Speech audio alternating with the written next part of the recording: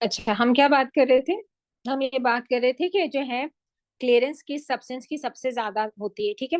Para amino हिप्रिक acid की क्यों सबसे ज्यादा होती है? क्योंकि पैरा अमाइनो हिप्रिक एसिड जो है वो जो है फिल्टर्ड भी हो रहा है, सिक्रीट भी हो रहा है, ठीक है। सबसे कम किसकी होती है? सबसे कम होती है ग्लूकोज अमाइनो एसिड और बाइकार्बोनेट। ठीक हो गया, सबसे कम। ठीक है, तो आपको एमसीक्यू में जब आएगा तो आपको इसी तरह इसी रिलेटिव से बात करनी है कि सबसे हाईएस्ट क्लियरेंस किसकी है और सबसे लोवेस्ट क्लियरेंस किसकी है। तो अगर पैरा अमाइनो हिप्रिक एसिड लिखा हुआ है तो वो सबसे पहले टिक होगा, ठीक है। उसके बाद पैरा अमाइनो हिप्रिक से ज्यादा किसकी होती है के बाद दूसरे नंबर पे, यानी अगर पैरा अमाइनो हिप्रिक नहीं है तो दूसरे नंबर पे किसकी होती है? पोटेशियम की, क्योंकि पोटेशियम भी सिक्रीट होता है, ठीक है। पोटेशियम के बाद इन्यूलिन, क्योंकि इन्यूलिन फ्रीली फिल्टर्ड होता है, ठीक है। फिर इन्यूलिन के बाद यूरिया, क्योंकि यूरिया सिक्रीट होता है, ठीक है। उसके बाद सोडियम, फिर ग्लूकोज और अमाइनो एसिड, ये इसके बाद आते हैं, मैम आपने ठीक है। रीजन क्या बताया यूरिया पीएच की ज्यादा क्यों होगी? रीजन आपने क्या बताया, रिपीट कर दे। रीजन पैरा अमाइनो हिप्रिक एसिड की इसलिए ज्यादा होती है कि ये फ्रीली फिल्टर्ड है, ठीक है। और उसके बाद ये कंप्लीट सिक्रीशन भी इसकी होती है, ठीक है। पोटेशियम की जो है क्यों ज्यादा है कि ये फ्रीली फिल्टर्ड है, सिक्रीशन होती है, कंप्लीट सिक्रीशन नहीं है, ठीक है। इन्यूलिन सिर्फ फ्रीली फिल्टर्ड है, नॉट सिक्रीटेड, ठीक है, not reabsorb. Urea freely filtered but also reabsorb, ठीक है, एंड एट टाइम्स सिक्रीट भी हो रहा है, सही है। तो इसका वैल्यू जो है इन्यूलिन से कम आती है। फिर सोडियम की उससे कम आएगी। ग्लूकोज तो ऑब्वियसली वी नो जो है 100% reabsorb, amino acid 100% reabsorb until they reach to the threshold. क्या रिपीट करना है बेटा, मुझे बता दो, मैं वो रिपीट कर दूं। जी, क्या रिपीट करना है?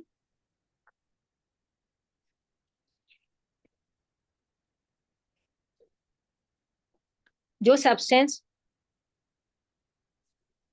देखो याद करने का तरीका सिंपल है। आप एक सबसे पहले याद रखो कि सबसे ज्यादा क्लियरेंस कौन से सब्सटेंस की है। सबसे ज्यादा क्लियरेंस उस सब्सटेंस की है जिससे हम रीनल प्लाज्मा फ्लो कैलकुलेट करते हैं। और क्यों उसकी ज्यादा है, और वो कौन सा सब्सटेंस है? Para amino hippuric acid. और क्यों उसकी ज्यादा है? क्योंकि ये फिल्टर्ड भी होता है और सिक्रीट भी होता है। अब कौन सा ऐसा सब्सटेंस है जो फिल्टर्ड और सिक्रीट होता है इसके बाद? वो पोटेशियम आयन है, मैम हम ठीक है। क्रिएटिनिन की वैल्यू नहीं चेक करते अच्छा, फिल्ट्रेशन के अब लिए? क्रिएटिनिन यहाँ पे कहाँ पे आएगा मुझे बताओ। क्रिएटिनिन मुझे अब लगा के बताओ, अगर तुम लोग को समझ आ गया कि क्रिएटिनिन भी गिवन है, इसमें नहीं गिवन है, क्रिएटिनिन गिवन है, तो वो कहाँ पे आएगा? पोटाशियम के बाद, कहाँ इनुलिन पोटाशियम पे या के आएगा? इन्युलिन के बाद, इन्युलिन के बाद। पोटेशियम के बाद, बाद। इनुलिन के एक मिनट, देखो अब ये है फ्रीली फिल्टर्ड, ठीक है। अच्छा, क्रिएटिनिन से हम जो जेएफआर कैलकुलेट करते हैं वो वैल्यू ज्यादा आती है कि कम आती है? क्रिएटिनिन से जो जेएफआर कैलकुलेट होता है कम उसकी वैल्यू जो आती है वो ज्यादा आती है कि वैल्यू कम कम, आती है? कम आती है। ज्यादा आती है। जी जी बताओ, अब कम और ज्यादा के बीच में जाएंगे, ज्यादा आती है कि कम आती है? कम। मैम इनोलिन हमने कहा कम ज्यादा आती है। आती है, ज्यादा। बट सबसे ज्यादा आएगी तो मतलब ज्यादा आएगी। यस, देखो क्रिएटिनिन से जब हम जीएफआर, हमने कहा था हम सब्स्टिट्यूट करते हैं इन्यूलिन को क्रिएटिनिन से क्योंकि ये कन्वीनियंट है। लेकिन इसका जो डिसएडवांटेज ये है कि ये फ्रीली फिल्टर तो होता है ये, लेकिन ये 10% सिक्रीट भी होता है। तो इससे जो हम जीएफआर कैलकुलेट करते हैं वो एक्चुअल वैल्यू से, एक्चुअल जीएफआर से उसकी वैल्यू ज्यादा ज्यादा आती है, होगी। ठीक है। तो अब ये सिक्रीट भी हो रहा है। अब मुझे बताओ ये कहाँ लगेगा? इन्यूलिन से पहले लगेगा या बाद में लगेगा? पहले लगेगा। यस, तो ये यहाँ लगेगा, ठीक हो गया। फिर इन्यूलिन लगेगा, फिर यूरिया, और फिर उसके हिसाब से कि जिसकी जितनी रीअब्जॉर्प्शन हो रही है। देखो जो यूरिन में बिल्कुल नहीं आ रहा वो, उसकी क्लियरेंस 0 है। So we know bicarbonate almost नहीं आते यूरिन में, ग्लूकोज अमाइनो एसिड नहीं आते यूरिन में। मैम फिर हम जीएफआर क्रिएटिनिन से ही क्यों कैलकुलेट करते हैं, पीएच से क्यों नहीं करते? पीएच से इसलिए नहीं कैलकुलेट करते कि पीएच सिक्रीट भी होता है, तो वो तो मैम ठीक है। क्रिएटिनिन भी होता जीएफआर है। नहीं जी, हाँ ठीक हो गया, क्रिएटिनिन भी होता है, यस यू राइट। क्रिएटिनिन होता है 10% सिक्रीट, पैरा अमाइनो हेपरिक एसिड होता है 90% सिक्रीट।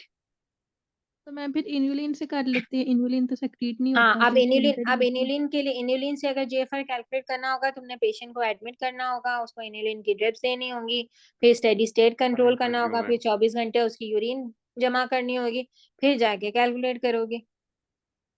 तो तुमने 2 दिन तो सिर्फ उसका इन्युलिन से जीएफआर कैलकुलेट करने में लगा दिया। क्रिएटिनिन में ये ठीक सब हो नहीं गया? करना पड़ता। क्रिएटिनिन में ऐसा कुछ नहीं करना, क्रिएटिनिन बॉडी में ही होता है, आप सैंपल लेते हैं, यूरिन का सैंपल लेते हैं, ठीक है, और आप उसे कैलकुलेट कर लेते हैं। पहले तो 24 आवर यूरिन सैंपल से क्रिएटिनिन क्लियरेंस करते थे, अब तो जो है वो डिजिटल कैलकुलेटर्स आ गए हैं, आप उसमें वैल्यूज पुट करते हैं and gives the value of GFR, estimated GFR. Ma'am freely filter और सेक्रीट में क्या डिफरेंस है? सॉरी, फ्रीली फिल्टर और सिक्रीट में क्या फर्क है? यस,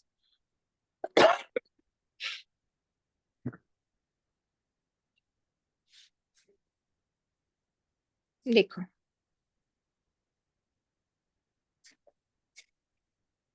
देखो फिल्टर्ड होने का मतलब होता है छन्नी से नीचे आना, यानी ग्लोमेरुलस से नीचे आना, दिस इज फिल्ट्रेशन। ठीक हो गया? सिक्रीट होने का मतलब है पेरिट्यूबुलर कैपिलरी से रीनल ट्यूब्यूल्स में आना, पेरिट्यूबुलर कैपिलरी से रीनल ट्यूब्यूल्स में। तो पैरा अमाइनो हेपरिक एसिड फिल्टर्ड हुआ तो फिल्ट्रेशन कितनी होती है? 20% होती है ना, अभी हमने पढ़ा फिल्ट्रेशन फ्रैक्शन। 80% तो नहीं आया ना, 80% तो यहाँ ही आ गया ना, 80% जो था पैरा अमाइनो वो यहाँ आ गया। अब वो 80% यहाँ से सिक्रीट होता है,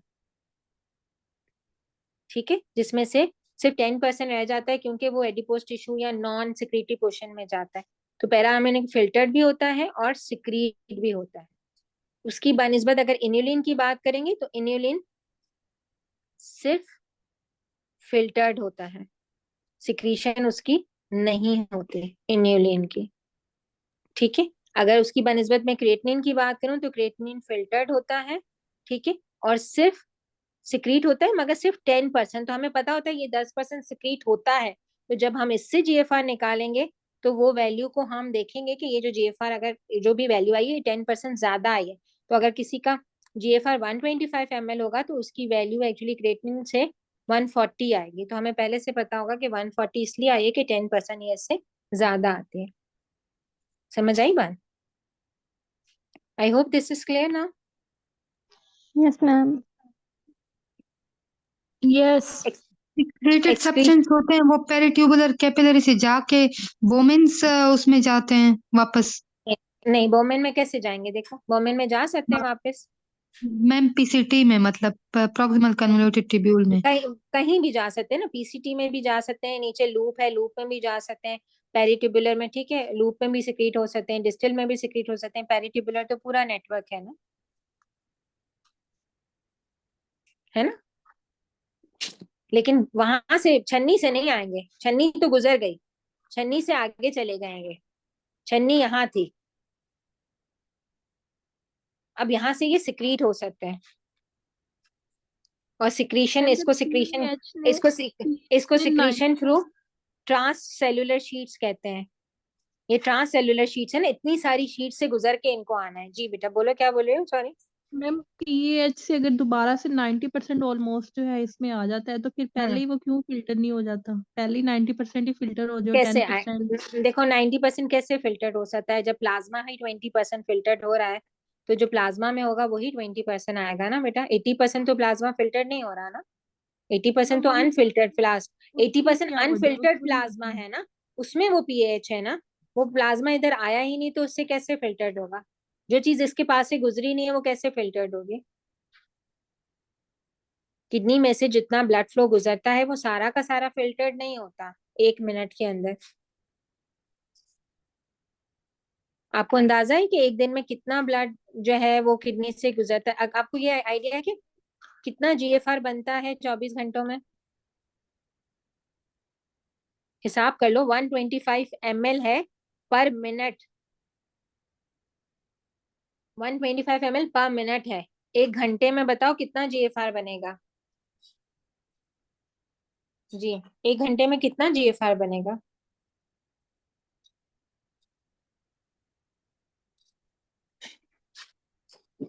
मैम 7,500 क्या GFR सेवन पर थाउजेंड फाइव 4 हंड्रेड hour में 3000 सेवन till थाउजेंड 4 hours में 7,500 ml ml। 7.5 लीटर बनता है 1 घंटे में GFR। Yes ma'am. 24 घंटे में कितना बनेगा? 1 मैम घंटे की बात की है। 180 litre 180 litre, can you imagine 180 litre? हमारी बॉडी में इतना फ्लूइड नहीं है। कितना फ्लूइड कल हमने बनाया था अपनी बॉडी में टोटल बॉडी वेट का? Ma'am 42 litre.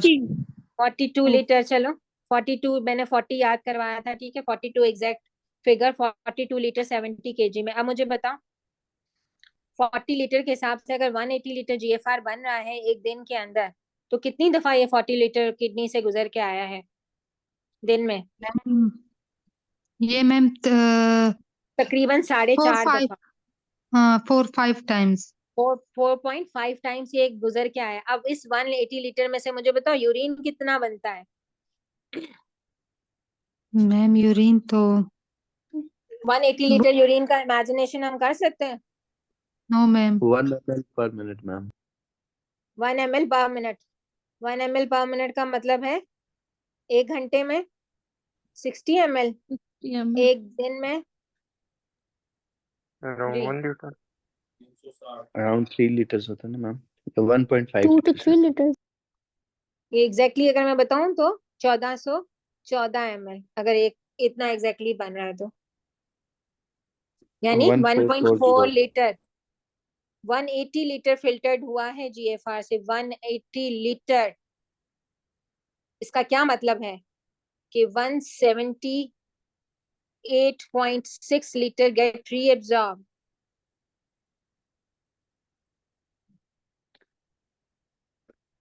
समझ आती है बात? Yes ma'am. ठीक हो गया? सिर्फ उसमें से 1.4 लीटर, अगर हम एवरेज बहुत कैलकुलेशन से बात करें, 1.5 लीटर यूरिन जो है नॉर्मली जो है वो एक्सक्रीट आउट हो रहा है out of 180 litre. 180 litre is a huge amount. अब रीअब्जॉर्प्शन भी तो करवानी है ना। अब तुम लोग सारे के सारे फिल्ट्रेशन पे लगे हुए और रीअब्जॉर्प्शन करवाने ही नहीं दे रहे मुझे। करवा लूं अब रीअब्जॉर्प्शन? जी यस मैम। आगे इसको खत्म करें यहाँ पे। मैम आज के लिए सैचुरेट